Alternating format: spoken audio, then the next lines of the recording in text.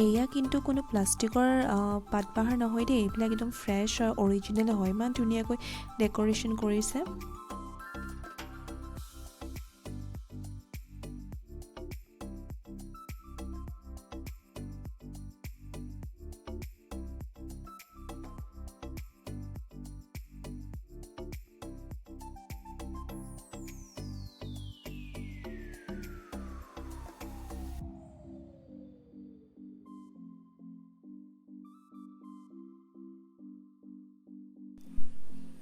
ইয়াত থকাৰো ব্যৱস্থা আছে।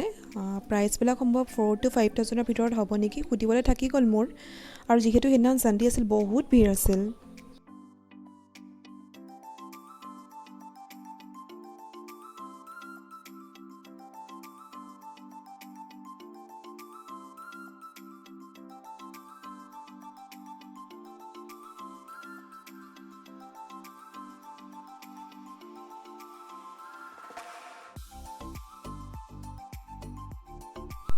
এইটো এটা বেংকুৱেট হল হয়।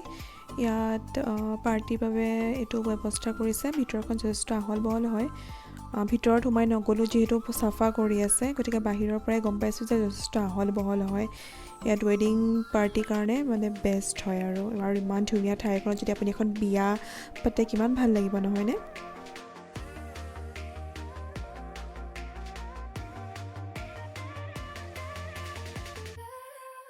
এইটো পাৰ্কিং এৰিয়া হয়, কিমান আহল বহল দেখিছেনে? ব্ৰহ্মপুত্ৰৰ পাৰত বুলিয়ে ক'ব লাগিব।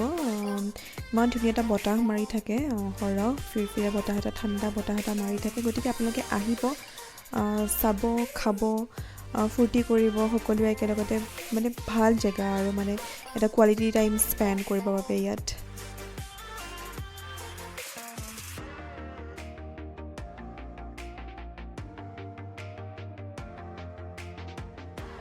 এতিয়া আমি HM ৰিজৰ্টক বাই বাই কৰি ওলাই আহিলোঁ আৰু এতিয়া ঘৰলৈ বুলি যাত্ৰা আৰম্ভ কৰিলোঁ। আশা কৰোঁ সকলোৱে ইয়ালৈ আহিব HM ৰিজৰ্টলৈ এটা কোৱালিটি টাইম স্পেণ্ড কৰিব বাবে নিজৰ ফ্ৰেণ্ডছৰ লগত, ফেমিলিৰ লগত। তেন্তে আকৌ লগ পাম আপোনালোকক নেক্সট এডিট ভিডিঅ'ত মোৰ। তেতিয়ালৈকে বাই বাই।